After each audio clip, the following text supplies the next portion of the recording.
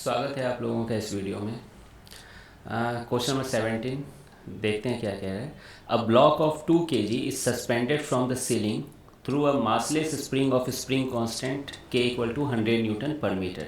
यानी सीलिंग से, छत से एक स्प्रिंग की मदद से एक 2 kg का मास लटका हुआ है, ठीक है, और उस स्प्रिंग की स्प्रिंग कांस्टेंट 100 न्यूटन पर मीटर दी गई है। What is the elongation of the spring? क्या ये ऑब्वियस है कि ये 2 kg स्प्रिंग को खींच देगी, है ना। मान लीजिए स्प्रिंग का कुछ नेचुरल लेंथ होगा, जो कि मैंने यहाँ ब्लू कलर से दिखाया है। ये नेचुरल लेंथ है स्प्रिंग की। तो अगर आप 2 kg ग्रेविटी में लटका रहे हो तो ग्रेविटी की वजह से वो इलोंगेट हो जाएगी स्प्रिंग, है ना, वो नीचे खींच जाएगी। तो वही पूछा गया है कि कितनी इलोंगेशन होगी, जिसको मैंने x0 माना है ना। तो x0 कितना होगा। फिर आगे है, if another 1 kg is added to the block. अगर 2 kg पे 1 kg अलग से ऐड किया गया, मतलब टोटल मास कितनी हो गई, 3 kg, ठीक है। तो एक्स्ट्रा इलोंगेशन कितना होगा, है ना, मतलब x की वैल्यू कितनी होगी, है ना, यही एक्स्ट्रा इलोंगेशन है। अब मैं क्या सोच रहा हूँ कि यहाँ 3 kg को मैं काट के 2 kg कर दूँ और फिर अलग से यहाँ 1 kg दिखा दूँ, है ना। ऐसा भी आप सोच सकते हो, या फिर नॉर्मल सिंपल तरीके से 3 kg भी सोच सकते हो, कोई बड़ी बात नहीं है। तो जैसा आपको अच्छा लगे।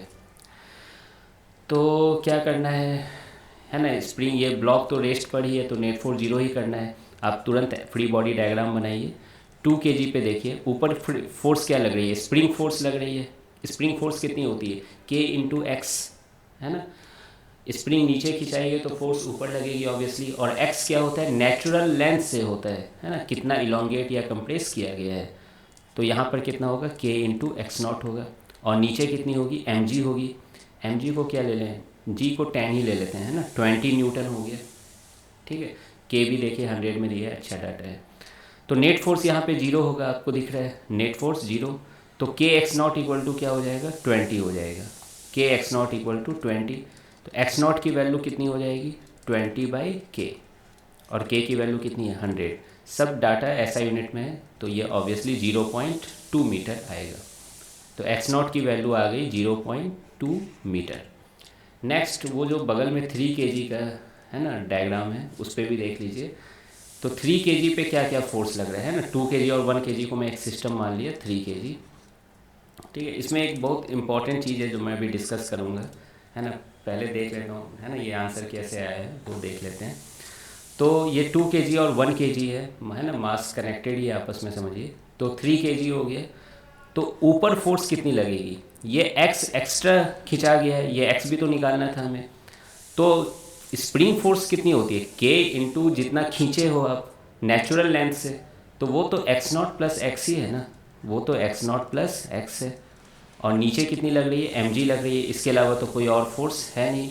तो आप इन दोनों फोर्स को ऑब्वियसली इक्वेट कर दीजिए, k x plus k x naught equal to 30 newton, ठीक है। क्या आप ऑब्वियसली देख सकते हो के एक्स नॉट कितनी है, 20 न्यूटन है ना। ये पहला इक्वेशन से आप देख सकते हो, के एक्स नॉट 20 न्यूटन है, तो 30 माइनस 20 कितना हो जाएगा, 10। और के की वैल्यू कितनी है, 100 है, तो 10/100 कितना हो गया आपका, 0.1 मीटर। तो यही आपका आंसर है।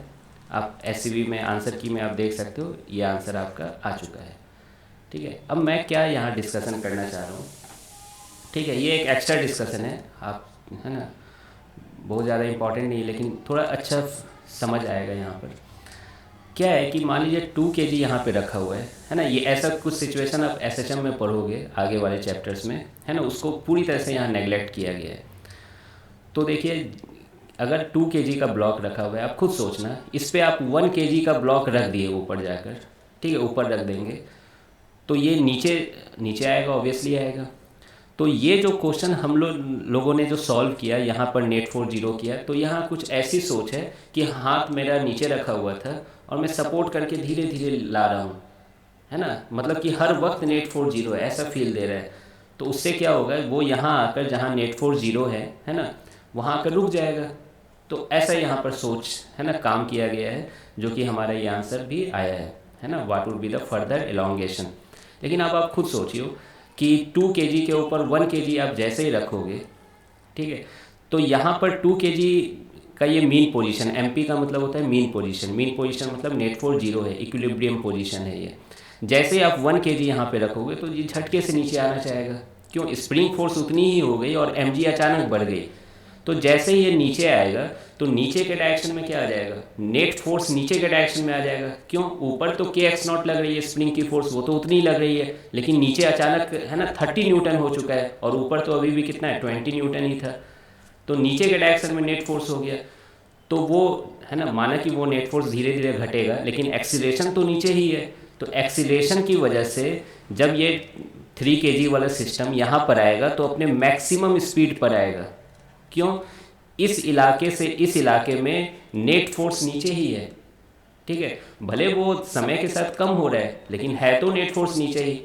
आप ऐसा समझ लीजिए कि आपको 100 लोग धक्का दे रहे थे तो आपकी स्पीड तेज़ी तेज़ी से बढ़ रही है, फिर दो दो लोग हटने लगे तो अब 98 हो गए, 96 हो गए, 94 हो गए, लेकिन धक्का तो दे रहे हैं ना, तो स्पीड तो बढ़ेगी ही ना। लोग सोचते हैं सर लोग कम हो गए तो स्पीड कम हो गई, नहीं, स्पीड बढ़ने की रफ्तार कम हुई है, स्पीड बढ़ती रहेगी आपकी। तो उसी तरीके से यहाँ वेलोसिटी मैक्सिमम हो गया। ठीक है, तो क्या वो यहाँ आकर रुक जाएगा क्या? ऑब्वियसली नहीं रुकेगा, वो नीचे जाएगा अपनी इनर्शिया की वजह से। और जैसे ही आप नीचे जाओगे इस इलाके से नीचे, तो फिर अब स्प्रिंग की फोर्स हावी हो जाएगी, वो ऊपर लगने लगेगी और mg तो उतनी ही रह गई। तो धीरे धीरे स्पीड क्या होगी? कम होती जाएगी, कम होती जाएगी और फाइनली आप रुक जाओगे। ठीक है, फाइनली आप रुक जाओगे यहाँ पर। ठीक है, वेलोसिटी 0 हो जाएगी। तो ये इसका क्या हो जाएगा? एक्सट्रीम पोजीशन हो जाएगा। आई बात समझ में? और ये वाला भी पोजीशन क्या हो जाएगा? एक्सट्रीम हो जाएगा। तो सही मायने में लग नहीं रहा है कि ये जो 2 kg है ये यहाँ तक गया है ना, ये 2 kg यहाँ तक गया है, तो ये x की वैल्यू 0.1 प्लस 0.1 होगी। ठीक है, बाद में आप पढ़ोगे इसी x को एम्पलीट्यूड भी कहा जाता है। ठीक है, एम्पलीट्यूड है ना, जो लोग ड्रॉपर्स के होंगे वो ये चीज़ समझ पा रहे होंगे। खैर यहाँ पे इसी तरीके से आंसर है, तो हम लोग यहीं पर है ना इस डिस्कशन को रोकेंगे। ठीक है, फिर मिलते हैं नेक्स्ट क्वेश्चन में, क्वेश्चन नंबर 18, जो कि इसी से मिलता जुलता है।